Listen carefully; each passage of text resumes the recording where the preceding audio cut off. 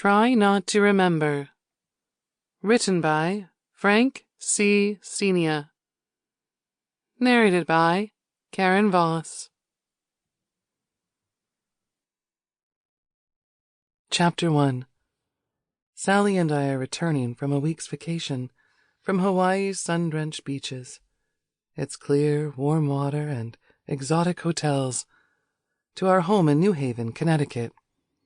The past week was spent in the ocean and poolside, basking in the warm sun.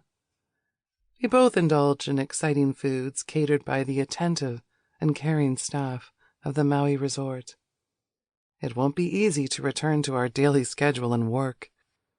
It is January, the middle of winter, but here in Hawaii the weather is warm at 80 degrees on sunny days. Shortly, we will be heading back to a dismal 20-degree temperature awaiting us in New Haven, Connecticut. Sitting in the hotel lobby after breakfast, we hear an announcement.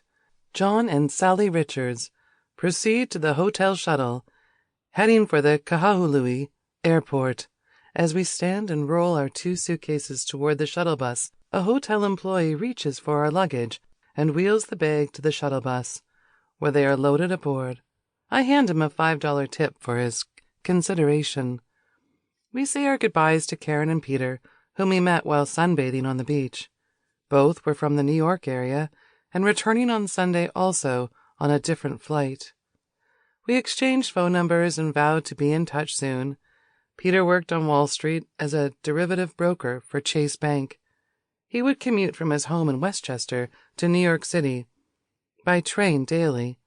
His days were long between commuting and work. It dominated 12 hours each day. From his home in Westchester to New Haven was about an hour-plus ride, some 60 miles of highway. I enjoyed his company in dining with them both, and I am sure this friendship will continue. Both wives have the same sport in common, playing tennis. The shuttle drives us to the airport with the company of some 20 individuals heading home this Sunday morning, all with suntans, hats, and flowers hanging from their necks. We find 2 seats toward the rear across from a pale individual wearing a light blue shirt, a black sports jacket with a baseball cap, with the New York Mets logo. He stands out like a light bulb, boarding the bus, wearing a coat among short-sleeved passengers with shorts.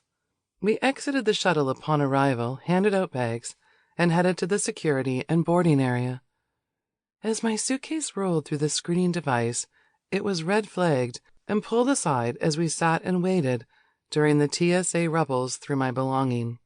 The agent calls me over. "What is this 6-inch knife doing in my suitcase?" "I've never seen it before." He removes the item and puts it in a large container, and we proceed to the boarding gate. Where did the knife come from? I do not know. Strange, isn't it? She smiles timidly. The passengers lined up according to their boarding pass numbers. The American Airlines hostess announced, "Flight 108 to LaGuardia Airport is ready for boarding." Slowly we entered the aircraft one by one and found our seats in rows 21A and B. Just over the plane's wing, the individual on the bus with the jacket and baseball cap occupies seat number C next to my wife. He has his head down, not making eye contact with the others boarding the plane.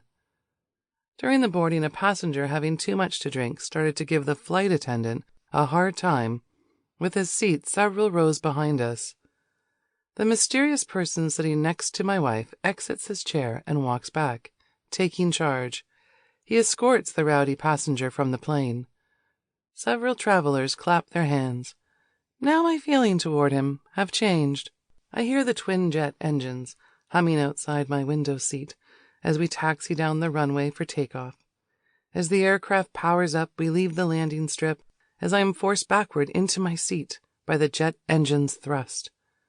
Looking out my window, I see the white sand and green and blue-colored water disappear into the distance as we fly away from the island and ascend higher. I am concerned about the gentleman sitting in the aisle seat next to my wife, and he just did not fit into the tourist group on the plane. The flight attendants Sample complete. Ready to continue?